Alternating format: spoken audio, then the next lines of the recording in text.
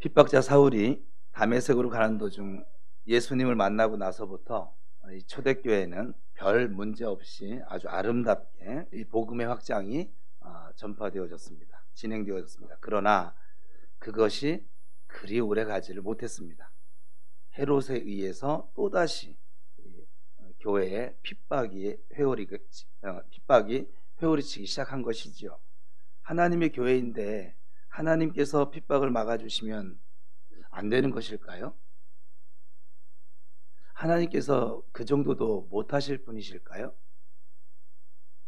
하나님께서 교회를 사랑하시지 않기 때문에 핍박이 와도 그냥 보고만 계시고 있을까요? 그것이 아니죠.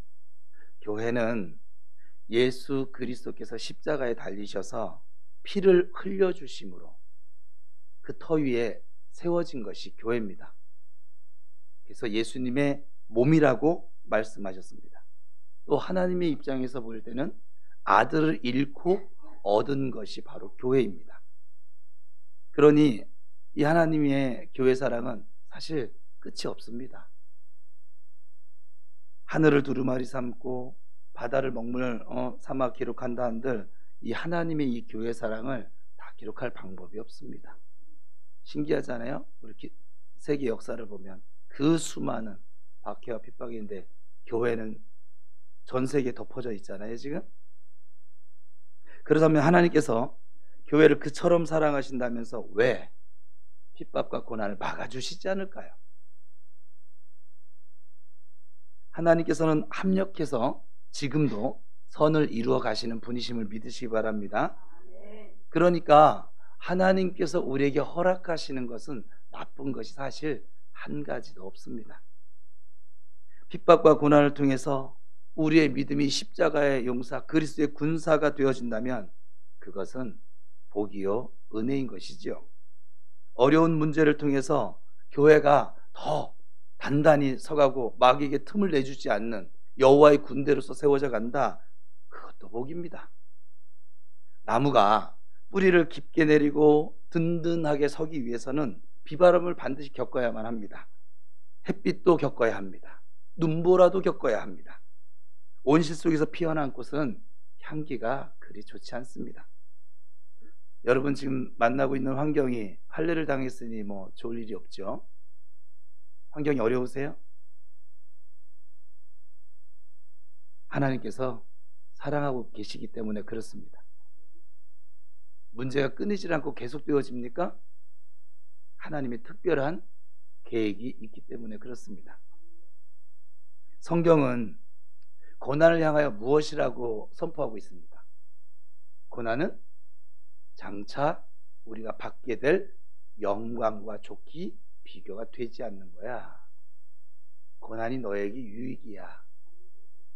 이 고난 때문에 네가 주의 율례, 이 지식 말고 글자 말고 주의 율례, 하나님께 엎드리는 법, 하나님께 기도하는 사람, 하나님 말씀에 나여 치워버리고 주여 하면서 순종할 수 있는 사람 될 수 있는 길이야.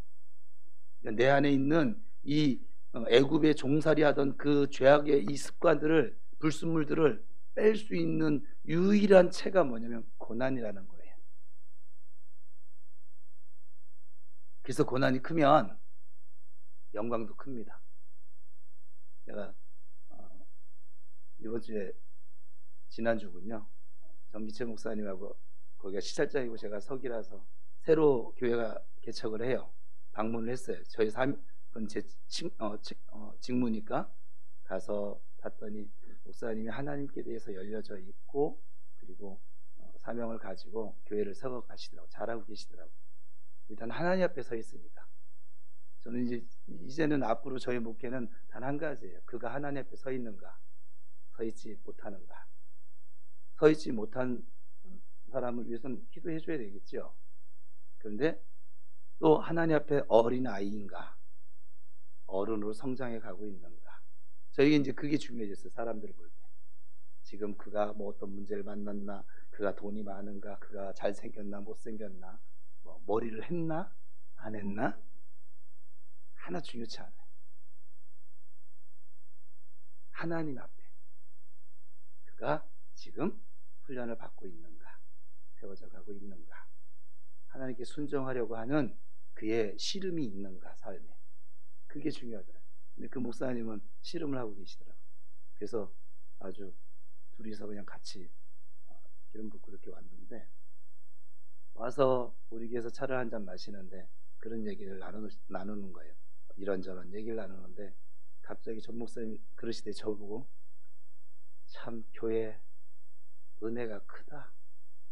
이게 뭔 말인 줄 여러분들은 좋죠? 지금 이 말 들으니까 고난이 크다는 거예요.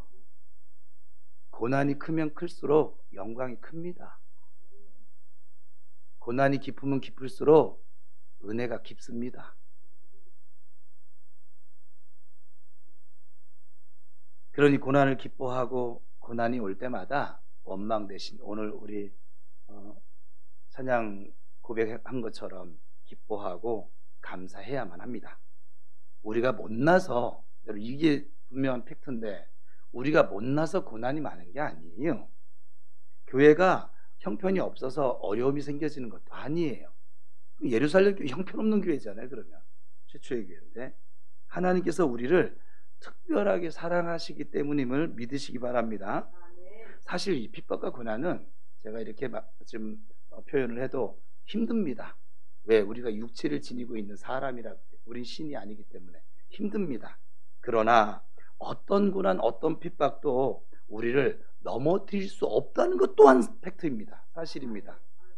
왜냐하면 하나님께서 우리로 하여금 능히, 로마서 8장 되면 넉넉히 이길 수 있는 힘을 주시고 있기 때문에 그렇습니다. 여러분 가운데 고난 중에 있는 분, 어려움 가운데 있는 분 계세요? 하나님께 감사하시기 바랍니다. 우리 옆 사람 축복하겠습니다. 하나님께 감사하면서 합시다. 시작.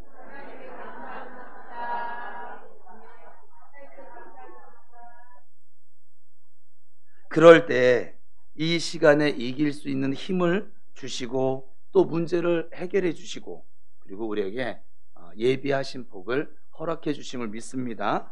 오늘 본문 1절과 2절을 같이 읽겠습니다. 시작.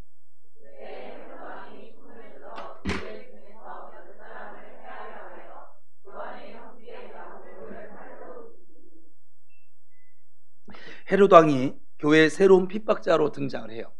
참 이 핍박자들은 참 돌아가면서, 그렇죠? 헤롯 왕이 누굽니까? 이 신약 성경에는 여러 명의 이 헤롯이 등장을 하는데, 본문의 헤롯은 예수님께서 탄생하실 때 그 2살 미만의 어린아이를 죽였던 헤롯 대왕의 손자인 헤롯 아그리파 1세라고 하는 그런 왕입니다. 이 헤롯 아그리파 1세가 야고보 사도를 칼로 죽였습니다. 야고보는 예수님이 12 제자 중에 제일 먼저 순교를 당한 인물입니다. 예수님께서는 가시는 곳마다 복음서를 보면 베드로와 야고보와 요한, 이걸 애제자라고 신학교에서는 지칭을 하고 있는데, 뭐 이들만 사랑했겠어요? 다 사랑했지. 근데 어디를 가든지 꼭 이 3명을 데리고 같이 가셨어요. 중요한 사건이 있을 때마다. 그러니까 야고보가 그 정도로 아주 중요한 인물이죠. 그처럼 예수님의 특별한 사랑과 관심을 받았던 이 3사람 중에 한 명인 이 야고보가 헤롯의 칼에 의해 지금 피를 흘린 것입니다. 야고보가 어떤 사람입니까? 마가복음 10장 35절에 같이 읽겠습니다. 시작.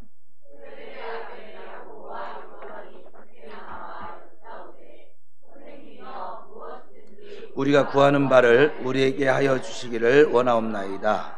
이르시되 너희에게 무엇을 하여 주기를 원하느냐 여짜오되 주의 영광 중에서 우리를 하나는 주의 우편에 하나는 좌편에 앉게 하여 주옵소서. 그러니까 야고보와 요한은 형제예요. 그들에게는 아주 큰 꿈도 있었고 욕심도 사실은 좀 많았던 인물이에요. 인물로 보자면, 그 기질로 보자면. 그래서 예수님의 우편과 좌편 자리를 예수님 계실 때 요구했습니다. 예수님을 통해서 자기들이 무언가 이 세상 사람들이 말하는 그 복받기를 그렇게 원했던 것이죠.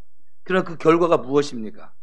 오늘 본문에 보니까 칼에 의한 죽음입니다. 여러분, 그것이 제자의 길입니다. 다른 제자들도 사실 마찬가지입니다. 요한을 제외한 모든 제자가 순교의 길을 걸어갔습니다. 단지 야고보가 그 모든 사도들보다 먼저 갔을 뿐입니다. 그게 다르다면 다른 것이지요. 제자들은 특별히 예수님을 사랑했던 사람들이에요. 그러니까 가정도 버리고 재산도 버리고 직업도 버리고 예수님을 쫓아다녔으니까.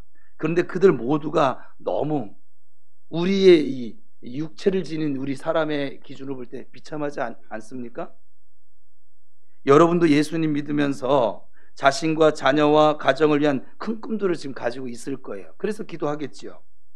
예수님 믿어서 복도 받고 싶고 건강도 해지고 싶고 출세도 좀 한번 해보고 싶고 행복하고 싶고 자녀들 공부 잘해서 좋은 대학도 좀 들어갔으면 좋겠고 좋은 배우자 만났으면 좋겠고 사업도 좀 잘 됐으면 좋겠고, 그러니까 만사형통하고 싶은 소원을 가지고 있을 거예요.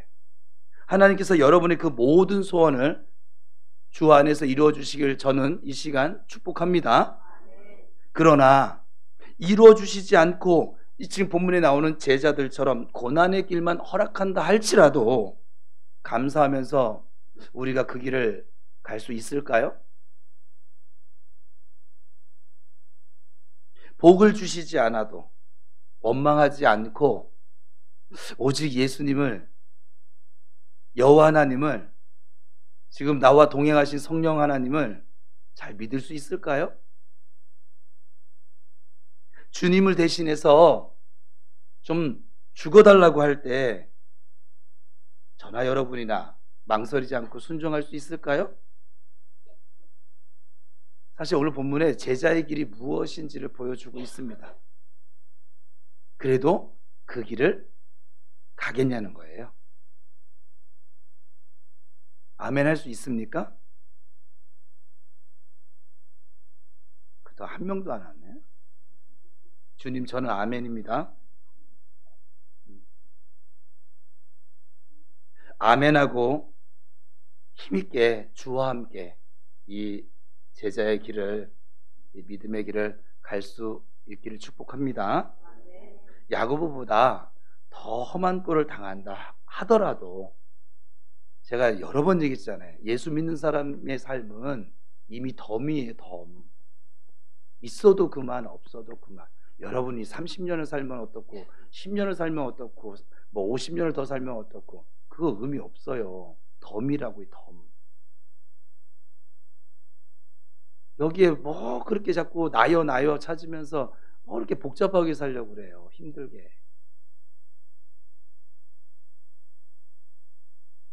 예수님 때문에 이 땅에서 험한 꼴 당하면 그 아세요? 예수님 말씀하잖아요. 이 세상에서 예수님 때문에 핍박을 받으면 받아도 천국의 상이 크다고요. 이 덤으로 사는 인생 통해서 지금 우리가 영원토록 살 집을 주님께서 짓고 계시는데, 어떤 집은 창문도 없는 반지, 천국엔 반지 하나 없겠지. 근데 어떤 집은 창문 겨우 딸랑 조그만 창문 하나 있을 것이고 재료가 없어서 지을, 어떤 집은 50평 아파트처럼 통창으로 한강 뷰를 딱 해가지고 그렇게 지어져 가고 있을 것이고, 이 땅에서 50평짜리 한강뷰 아파트 살려고 아둥바둥 욕심부리며 살지 마시고 영원토록 살 그 집에 여러분들의 집이 통창뷰로 지어질 수 있기를 축복합니다. 그러려면 재료를 올려보내야 될 거 아니에요. 그죠? 그러니 결코 사실 손해가 아니에요. 희생이 아닙니다. 훨씬 좋은 영원한 미래를 위해서 지금 잠깐 우리에겐 길게 느껴지면 주님께는 잠깐 어려운 상황을 만난 것 뿐인 것이죠. 희생 없이 제자 될 수 없습니다. 단언코 제가 선포합니다. 희생 없이 예수님의 제자가 될 수가 없고 제자의 길을 갈 수도 없습니다. 나열을 외치면서 주여의 길을 갈 수 있다? 없습니다. 여로보암의 길을 좋아하면서 다윗의 길을 걸어갈 수 있다? 없습니다. 불가합니다. 하나님과 이 재물을 겸하여 섬길 수가 없기 때문에 그렇습니다. 오순절날 성령님께서 임하신 이후에 이 초대교회 날마다 복음의 확장이 이루어졌잖아요. 지금 우리가 지금 보고 가고 있잖아요. 지금 그리고 그 확장은 오늘날까지 이루어지고 있습니다. 그처럼 복음 확장이 이루어지는 이유가 무엇일까요? 스데반이나 또 오늘 본문의 야고보처럼 복음을 위해 순교의 피를 뿌린 사람들이 있었기 때문에 그렇습니다. 여러분, 콩을 심으면 뭐가 나요? 콩이 나요. 생명을 심으면 생명이 나요. 화를 심으면 화가 나겠죠. 불평을 심으면 원망이 나겠죠. 감사를 심으면 은혜가 따라오겠죠. 기도를 심으면 능력이 따라오겠죠. 야고보의 뒤를 이어 나머지 제자들도 또 바울도 사실은 이 제자의 길을 걸어갔고 지금까지도 순교의 역사는 계속되어지고 있습니다. 우리나라에도 얼마나 많은 순교자들이 있었습니까? 그래서 이 한국교회가 이처럼 성장한 것이잖아요. 지금 이들이 잘나서 성장한 게 아니에요. 주님께서 그 제자의 길을 걷고자 하는 그들을 통해서 이렇게 교회를 왕성하게 지금 세워가고 있는 것이지요. 야고보가 생명을 심은 것이 2000여 년이 다 지나갔지만 지금도 순교는 끊어질 줄 모르고 계속 되어지고 있습니다. 자신의 모든 것을 포기하고, 이게 순교예요. 나열을 포기하고 주여를 찾는 게 순교라고요. 복음을 위해서 희생의 길을 걷는 분들이 그만큼 아직도 많다는 거예요. 저는 그것이 너무 감사해요. 요즘 한국교회 제가 미래를 생각해 보면 사실은 그렇게 밝지는 않거든요. 그럼에도 불구하고 주께서 저에게 말씀하시기를 남은 자 7천, 성경대로라면 7천보다 대한민국이 더 많더라고요. 아직도 주여를 외치는 사람들이 아직도 그렇게 많이 남아있어요. 이 말세 시대에, 이 교회 혼란 시대에 주여만을 외치는 사람들이 아직도 많이 있어요. 생명 걸고 기도하고 순교자의 정신으로 복음을 전하고. 주님이 원하신다면 이 순교의 길이라 할지라도 갈 수 있는 저와 여러분, 부평 우리 교회가 될 수 있기를 축원합니다. 오늘 보면 3절을 읽겠습니다. 시작.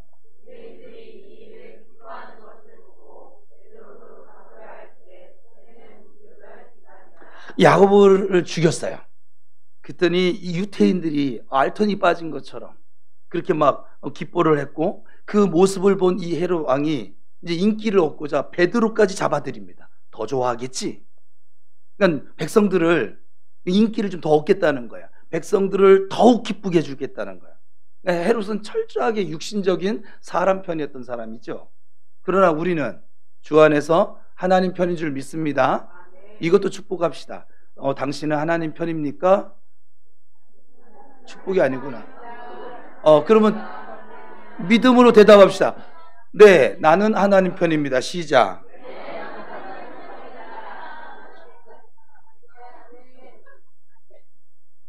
둘 중 누가 승리자가 될까요? 사람 편일까요? 하나님 편일까요?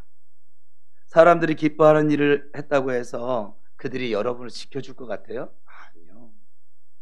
지켜주지 않아요. 사람은 다 손의 관계를 따라서 옆에 있는 거예요. 나한테 이익이 되지 않는다, 떠나요. 사람은 그래요. 그러나 하나님 편이 되면 하나님께서 지켜주십니다. 그런데 왜 하나님 편이 되지 않고 사람 편으로 자꾸 살려고 할까요? 우리는 아까 고백의 기도 시간에 제가 기도하면서 그런 고백을 했는데, 그게 우리가 가지고 지니고 있는 연약함이에요. 목회도 마찬가지라고 저는 생각을 해요. 교인들을 따라가면 목사가 실패할 것이고, 하나님을 따라가면 하나님이 주시는 그 은혜의 길을 갈 것이고, 여러분도 하나님의 계획이 분명하시다면, 목회만 그러겠어요? 여러분도 다 작은 목회자인데, 여러분 가정에 가면 다 목사잖아요. 여러분 직장 가면 여러분들이 하나님의 간판이요 대행자잖아요. 거룩한 제사장이잖아요. 그죠? 그러면 여러분도 하나님의 계획이 분명하다면 내 생각과 좀 다를지라도, 나여랑 좀 다를지라도 주여를 따라가는 게 맞습니다. 내 생각과 다를지라도 협조하고 따라가는 것이 맞아요. 그 태도가 성도의 그리스도인으로서 바른 자세요 태도가 될 것입니다. 베드로가 이제 잡혀서 옥에 갇혔어요. 이 초대교회 정말 이전 위기하고는 좀 차원이 다른 아주 커다란 위기가 찾아왔어요. 3명의 지도자 중에 한 사람은 순교를 당했고 한 사람은 지금 베드로까지 옥에 갇혀버렸습니다. 그러니까 교회가 지도자를 잃어버린 것이죠. 베드로도 야고보처럼 그 상황 생각을 해보세요. 베드로가 감옥에 갇혔어요. 어떻게 될 것 같아요? 순교당하겠죠. 야고보도 순교를 했는데, 그죠? 아주 교회적으로 보면 절망적인 상황입니다. 그때 초대교회 성도들이 보여준 모습은 뭐예요? 나타난 모습은 자포자기하면서 하늘만 원망하고 있었습니까? 그 순간에 가장 필요한 것이 무엇이었습니까? 돈으로 자기들 이게 돈 모아가지고 돈으로 간수를 매수하거나 아니면 권력자에게 줄을 대기 위해서 아는 사람, 지인들 다 동원해서 찾아다녔을까요? 아니지. 오늘 분명히 나오죠. 5절 시작.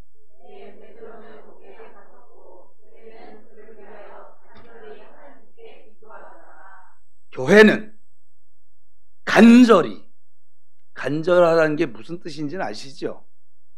온 힘을 다해서 시간이 남으면 기도한 것이 아니에요. 기도가 우선이었어요. 간절히 기도했습니다. 문제가 생길 때 해답은 하나님께 있기 때문에 그렇습니다. 하나님 바라보면서 기도하는 성도는 제가 지금 아주 이거는 확신할 수 있어요. 그 사람이 지혜로운 성도예요. 나 잘났다고 떠드는 사람 바보예요. 제 눈에 지금 바보처럼 보이고 그냥 우리 집에서 쓰는 말인데 그래도 영상이 있으니까 그만 써야지. 저도 좀 고귀하게 설교해야지.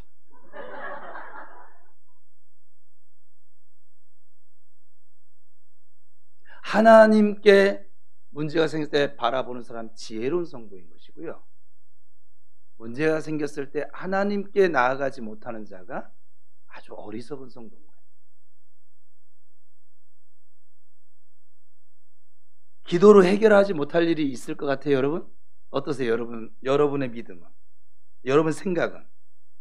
여러분, 기도는 불가능을 가능으로 바꿉니다. 0%의 가능성을 기도는 100%의 성공으로 바꿔갑니다. 지금 여러분에게 혹시 어려운 일이 있으세요? 기도해야겠다고 생각만 하지 마시고 기도하실 수 있기를 축복합니다. 우리가 기도해야 할 게 너무 많죠. 나라 정말 힘들죠. 그죠? 뉴스 보기 싫잖아요.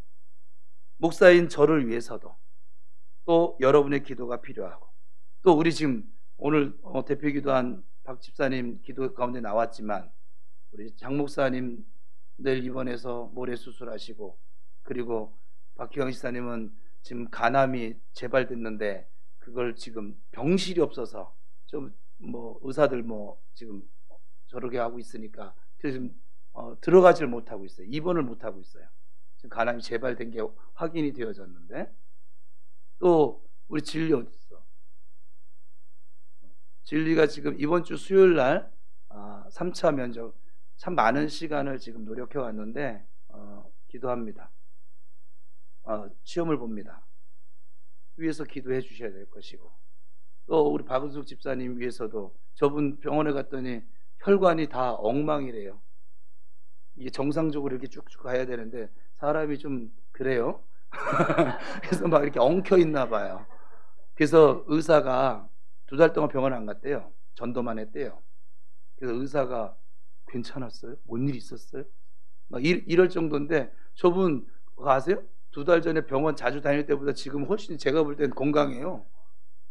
아주 신기해. 통증도 좀 없어졌고 아주 이상해요. 기도를 이전보다 훨씬 많이 하거든요. 지금 저 몸으로 지금 전도를 다닙니다. 여기 올라오는데도 이렇게 걸리는데 저 몸으로 언덕길 올라가서 전도를 하고 산에 올라가 공원에 가서 전도하고 있어요. 지금 기도해 주셔야 돼요. 그래도 지금 오늘 지금 아이짓 하시냐고 그러는데 서순자 성도 좀 위기입니다. 꼭 제가 이렇게 얘기할 때 이유가 있어요. 이유를 알려고는 하지 말고 기도하시라고 좀 알고 기도하시라고. 기도할 일이 너무 많죠. 그렇죠? 이렇게 기도할 일이 많은데 기도를 안 해. 그것도 은혜예요. 그렇게 기도 안 하는 살아는 있어. 감사하죠? 그래서 우리 교우들을 위해서도 서로의 기도가 필요합니다. 여러분, 기도의 능력이요, 성경대로 하면 구름 한 점 없는 하늘에 구름이 몰려오게 만듭니다. 3년 6개월 동안 내리지 않던 비가 내리게 합니다.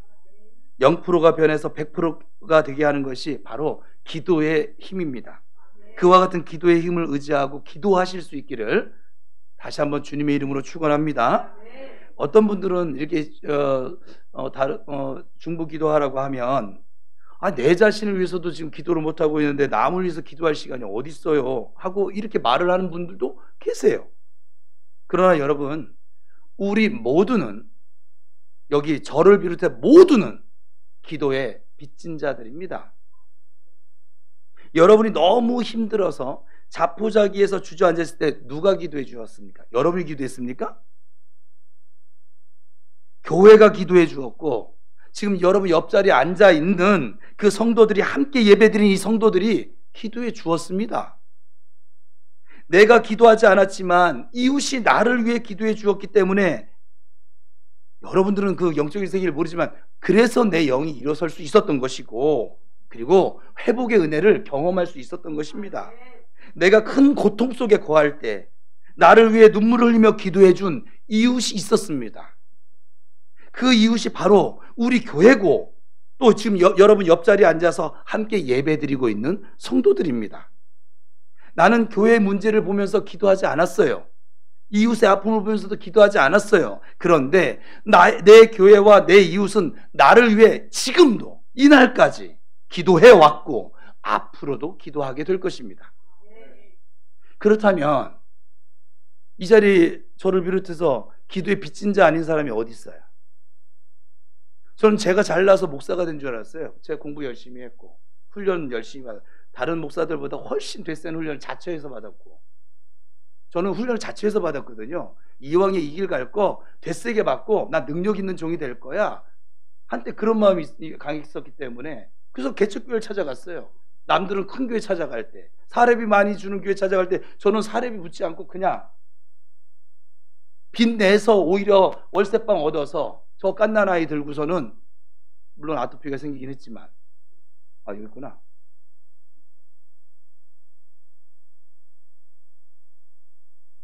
그랬었어요. 저는 내가 잘나서 지금 이렇게 이 목사의 직을 감당하고 있는 줄 알았어요. 아니요. 저를 위해서 내가 모르고 있을 뿐인 거더라고요. 저를 위해서, 내 영을 위해서 이 목사의 길을, 이 제자의 길을 가게 하기 위해서 기도해 줬던 성도들이 너무 많은 거였어요. 이번에 김정남 집사님이 병원에 입원을 하셨어요. 김정남 집사님, 제가 이렇게 사랑을 많이 받는 사람인 줄 이전엔 미처 몰랐어요. 그러니까 우리가 모르는 거예요. 지가 잘나서 뭘 하는 줄 알아요. 네가 잘나서 지금 반주하고 있지.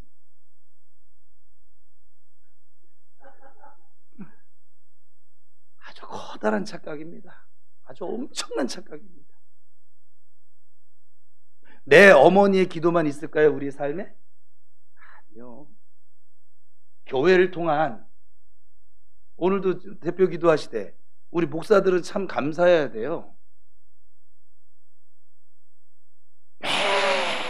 주일마다 대표 기도서부터, 그러면 이분들이 개인 기도할 때는 목사들 위해서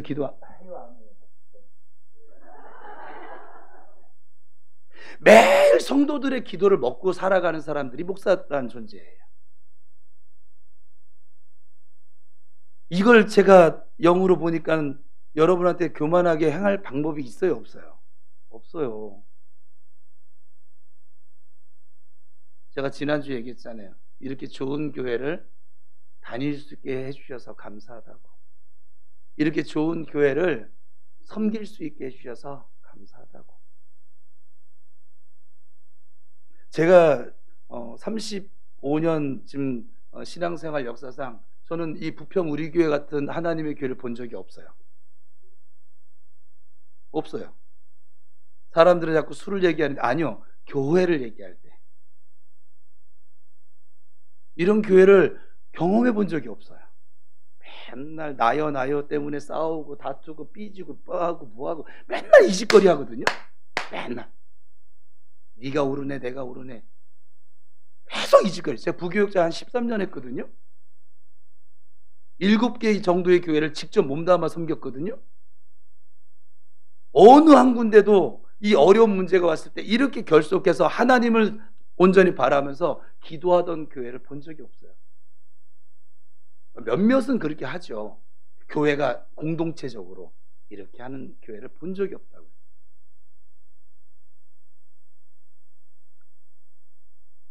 나를 위해 기도해 준 교회와 이웃을 향해서 여러분 감사함을 느껴본 적, 고백해 본 적 있으세요? 우리가 언제까지 받기만 하겠습니까? 그지처럼. 언제 이 진빚을 다 갚을 수 있을까요? 앞으로도 받기만 하다가 세상을 떠날까요? 하나님 품에 안길까요? 어떻게 하실래요? 늘 받는 삶만 사실래요? 주님은 주는 자가 복이 있다고 하는데 여러분 가운데 빚진 자가 사실 많습니다. 이제부터라도 이 기도의 빚을 갚으며 살 수 있기를 축복합니다. 기도의 채무자가 되지 마시고 기도의 채권자로 사십시오. 헤롯 왕은 베드로를 단단히 가뒀어요. 오늘 본문 보니까 왜 이렇게 긴데 다 읽었냐면 내용을 알아야죠. 단단하게 가두었어요. 막 네 팀으로 조직을 짜가지고 가뒀어요. 베드로가 옥에 갇힌 것은 이번이 3번째거든요. 그중 2번째는 주의 사자가 옥문을 열고 베드로를 구해주었습니다. 그런 경험이 있었기 때문인지 이번에 아주 그냥 철저하게, 지난번 경험이 그랬거든요. 철저하게 감시를 합니다. 어느 정도로 감시합니까? 6절입니다. 에어컨을 좀 틀어주세요. 6절 시작.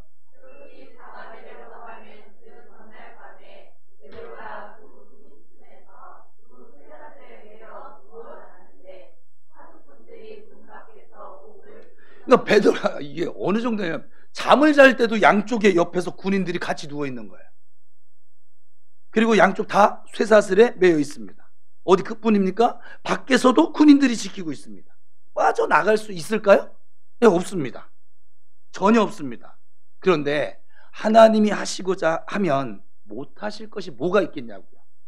하나님은 무엇이든지 하실 수 있는 분이십니다. 그런데 그것을 하기 위해 원하시는 게 있어요.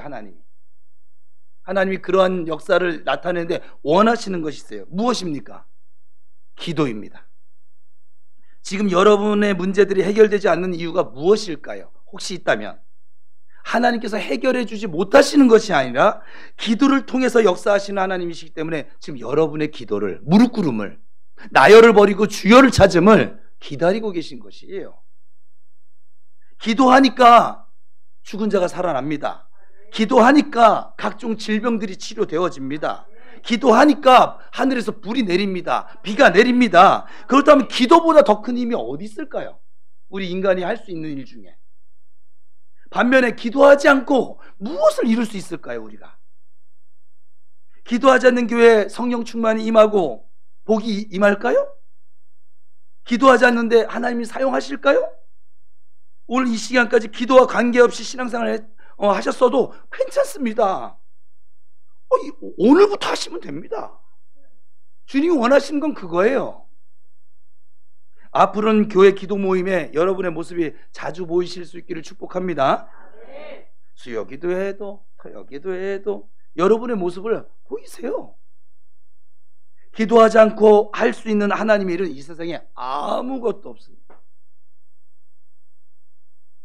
하나님이신 예수님조차 기도하고 주의 일을 하셨던 분이시고 삶의 길을 예수님의 길을 걸어가셨던 분이세요. 7절 이하를 보시면 합심 기도의 능력이 이제 나타나죠. 주의 사자가 나타나서 베드로를 깨웁니다. 베드로가 일어났더니 쇠사슬이 풀어지는 거예요. 지키는 군인들이 있었지만 그들은 전혀 눈치를 채지 못하게 하셨어요. 그리고 세 문이 절로 열려서 밖으로 나올 수 있었어요. 이 기도의 힘이 그처럼 큽니다. 기도에 힘쓰는 교회라면 이루지 못할 일 없습니다. 기도는 한마디로 하나님께서 우리에게 주신, 성도에게 주신 가장 큰 특권이요 복의 통로인 것이지요. 그러니 사용만 하십시오. 기도회로 모이기 힘쓰십시오. 우리가 기도하기 위해 한자리에 모이면 기도에 불이 붙는 것은 당연하겠지요. 기도가 뜨거워지면 그 위에는 성령님의 역사가 나타나겠지요. 내가 기도에 부족한 부분이 많을지라도 기도 모임에 동참하기만 하면 그 기도를 통해 누리는 모든 은혜와 복을 함께 맛볼 수 있습니다. 합심 기도에 응답이 잘 나타납니다. 성령의 역사도 강하게 나타납니다. 은사를 비롯한 각종 영적 체험도 합심 기도를 통해서 우리가 맛볼 수 있습니다. 혼자 하는 기도보다 함께 모여 뜨겁게 기도하는 것이 훨씬 더 많은 은혜를 누릴 수 있는 것은 분명합니다. 혼자서는 좀 약하거든요. 기도하려고 이렇게 설교 듣고 그래 기도해봐야지.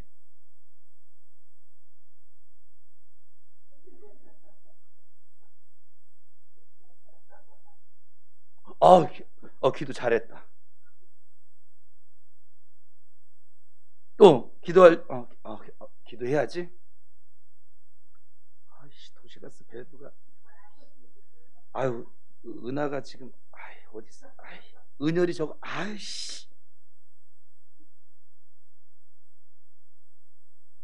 제가 예를 들어주는 거예요. 온갖 잡다한 생각이. 그래서 여러분 지금 기도를 안 하셨던 분들은 오늘 이 하나님 말씀을 듣고 기도 자리에 앉으면 잘 안 될 거예요. 마귀가 제일 싫어하는 게 지금 기도더라고요. 말씀은 들으면 염려를 집어넣어 줘가지고서는 일 빼앗을 수 있는데 기도는요, 기도하는 순간 성령께서 일을 하시니까 그래서 기도를 못하게 하는 거야.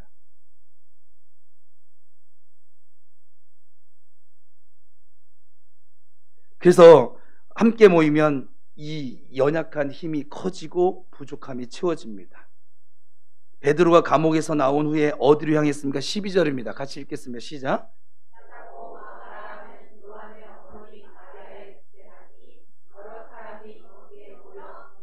이 마가 요한의 어머니 마리아의 집으로 갔다고 지금 말을 하고 있습니다. 아마 그 집이 이 교회에 그 당시에 본부처럼 그렇게 늘 쓰임받았던 가정인 것 같아요.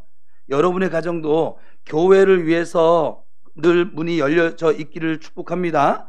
사실 이건 귀찮은 거예요.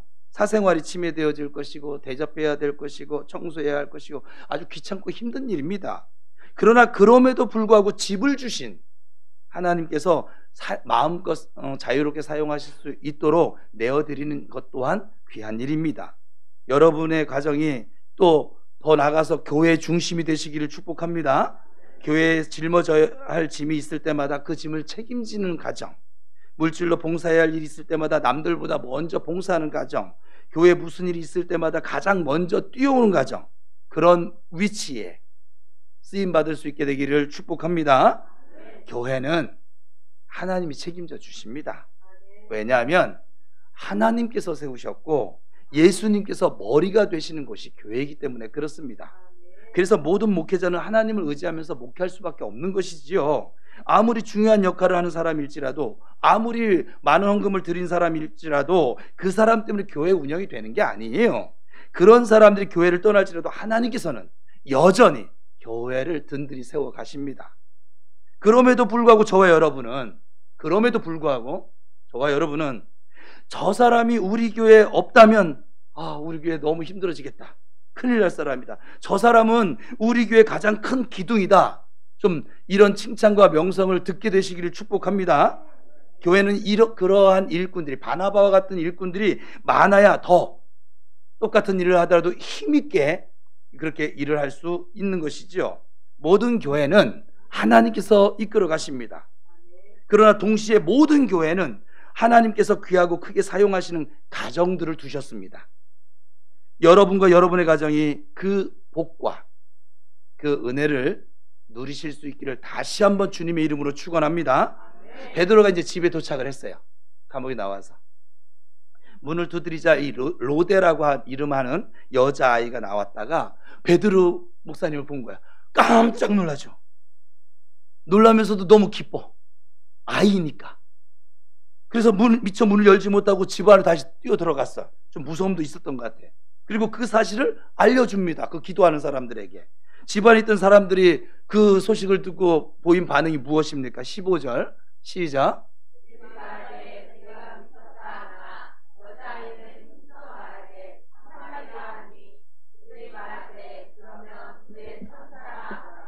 미쳤대요.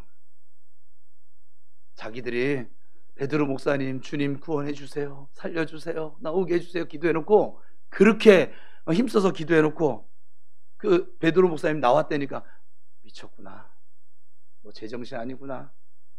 지금 그들은 베드로의 석방을 위해서 지금 잠도 안 자고 간절하게 지금 합심을 해서 지금 기도하고 있었는데, 그래서 하나님 그들의 기도를 들으셔서 사용하셔서 베드로를 지금 석방시켜 주셨는데, 막상 베드로가 석방되었다고 하니까 믿어요? 믿지 못해요? 믿지 못해요. 우리 이은님 집사님 갈수록 좀 영적인 집사님으로 변화되어져 가나 봐요. 핸드폰 안 가져왔는데 오늘 아침에, 주일 아침에 야고보서의 말씀을 올렸잖아요. 의심하고 구한 기도 받을 줄로도 생각지도 말라고. 제 설교를 어떻게 받나? 여러분, 기도는 믿음으로 하셔야만 합니다. 능력이 하나님께서 반드시 이 하나님의 뜻을 구하는 이 기도를 이루어 주신다라고 하는 믿음을 가지고 기도하셔야 합니다. 그리고 기도한 다음에 의심은 금물입니다. 사탄이 우리 기도를 방해하는 가장 큰 요소가 무엇인지 아세요? 의심이라는 거예요. 의심. 왜? 나여가 강해서 그 나여를 통해서 의심을 심어주는 거거든요. 주여가 강한 사람은 의심이 들어올 틈이 없어요, 사실은. 여러분이 자꾸 이렇게 갈등을 느끼잖아요. 아직도 나여가 센 거예요. 주여가 세잖아요. 갈등을 느낄 게 없잖아요. 이미 싸움이 안 되는데. 어떤 이는 주일 예배 참석하는 거로 갈등을 여전히 느낀대요. 왜 느낄까요? 주일날 나여를 앞세울 마음이 아직도 남아있거든. 여행도 좀 가보고 싶고, 이 주일이 무슨 날이에요? 주님의 날이에요. 주님이 주인 되시는 날이에요. 그런데 내가 주인이니까 갈등을 하는 거예요. 주님이 주인인 사람은, 여러분들 오늘 아침에 주일 예배 오면서 갈등 느끼신 분 마음으로 손 드세요. 갈등을 안 느끼셨다면 여러분 적어도 이 주님의 날을 지키는 것에 대해서 이 주님께 내어 맡긴 사람이, 신발 벗은 사람이에요. 근데 물질의 문제를 만났을 때 갈등이 생겨? 아직 이 물질에 대해서는 주님께 온전히 신발을 벗었다, 못 벗었다? 못 벗었다. 어떤 문제에 대해서 그냥 내 생각이 먼저 앞서 주님께 맡겼다, 못 맡겼다? 못 맡겼다.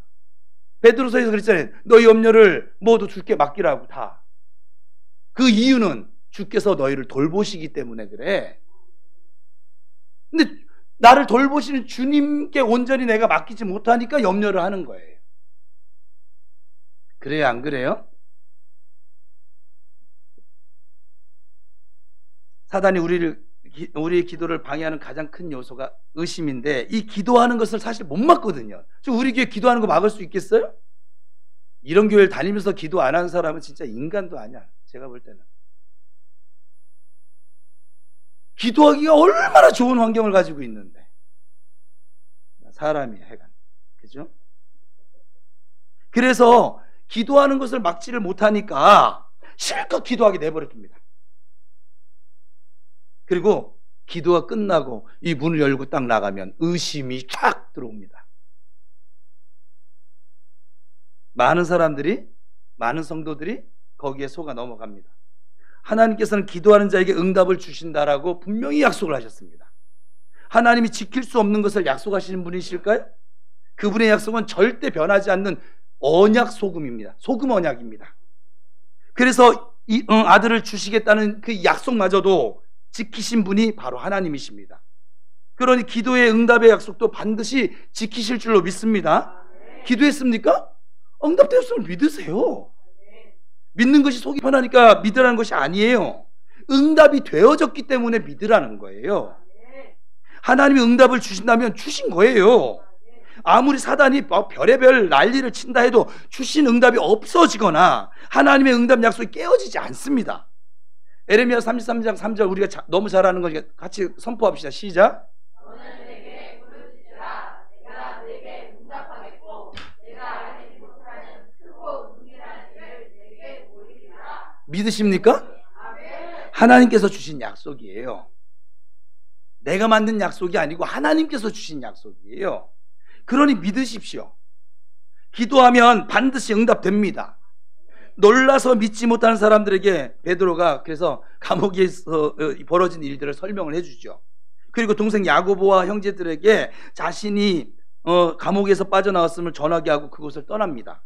날이 새면 필경 잡으러 올 것이니까. 그러면 나 때문에 이 성도들도 다 피해를 볼 수밖에 없잖아요. 그래서 다른 곳으로 피했던 것 같아요. 이 17절에 나오는 야고보는 조금 아까 순교를 했는데 왜 야고보가 또 나왔지? 예수님의 친동생 사도 야고보 말고 예수님의 형제, 육체의 형제 야고보예요. 이제 어쨌거나 날이 샜습니다. 감옥에 있어야 할 베드로가 보이지 않으니까 아주 난리가 났어요. 분노한 이 헤로드 왕이 얼마나 분노를 했냐면 그 베드로를 지켰던 파수꾼을 전부 다 죽여버립니다. 그냥 책임을 묻고. 그리고 가이사랴로 내려갑니다. 20절에서 24절을 보시면 헤롯이 하나님께 영광을 돌리지 아니한 고로 벌레에 먹여 죽었다는 내용이 나옵니다. 그리고 24절은 같이 읽겠어요. 시작. 그러니까 야고보를 죽이고 베드로를 가둘 때 꼭 헤롯 왕이 승리한 것처럼 보여졌거든요. 겉으로 볼 때 교회는 최대 위기처럼 보여졌습니다. 교회가 이제는 막을 내리는구나. 저렇게 막 그냥 야단법석을 떨더니 뭐 성령 외치더니 교회 막 내리는구나. 이런 느낌까지 들 정도였어요. 그러나 복음은 승리했고 승리자처럼 보였던 헤롯은 아주 영원한 패배자가 되고 말았습니다. 사실 누구도 복음을 막을 자는 없습니다. 아무리 환경이 나쁘다 할지라도 그래도 복음은 흥황합니다. 왜냐하면 이 복음의 확장은 하나님의 뜻이기 때문에 그렇습니다. 하나님께서 그 일을 친히 일하시기 때문에 그렇습니다. 지금 교회 안에 여러분 안에 어떤 어려움을 만나셨어요? 어떤 풍파가 있으세요? 풍랑이 없으면 없어서 복이고 풍랑이 있으면 그 하나님의 그 목적지에 더 빨리 갈 수 있어서 복이고. 할렐루야. 이래도 복과 은혜고 저래도 복과 은혜입니다. 예수 그리스도 안에서 패배는 없습니다. 안 된다, 틀렸다, 이제 끝났다 이런 말은 사단이 가장 좋아하는 말이요 우리 주님께서 가장 싫어하는 말입니다. 여러분과 부평 우리 교회를 패배자로 남겨두시기 위해서 지금 이렇게 훈련하며 세우시는 것이 결코 아니라 이 말입니다. 현재 아무리 힘들어도 결론은 마침내 부흥이요 복이요 승리입니다. 옆 사람 축복하겠습니다. 당신은 마침내 복 받을 것이고 승리할 것이고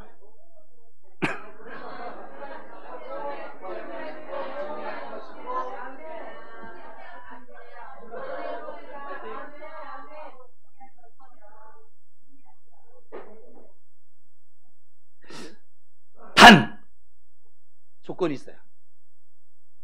그 일을 이루기 위해서는 한 가지가 꼭 필요합니다. 우리 모두 기도의 채권자가 되는 것이에요. 하나님께서 원하시는 거예요. 저와 여러분의 합심 기도를 통해서 그리고 우리 교회 중보 기도를 통해서 이 복음이 날마다 확장되는 역사가 나타나기를 예수 그리스도의 이름으로 축원합니다.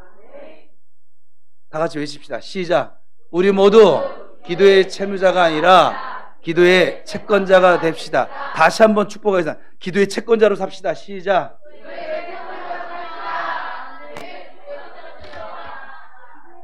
자, 이제 믿음으로 선포할 거예요. 믿음으로 선포하세요. 글자 보고 선포하지 말고. 글자 아무 힘 없어요. 여러분의 믿음이 능력인 거예요. 믿음으로 선포합시다. 시작. 나는 기도의 채무자로만 살지 않겠습니다. 나는 주 안에서 기도의 채권자로 살겠습니다. 주님, 나를 도우셔서 기도의 채권자로 살게 하소서. 주님, 나의 기도를 통하여 하나님의 영광을 나타내소서. 아멘. 기도하겠습니다.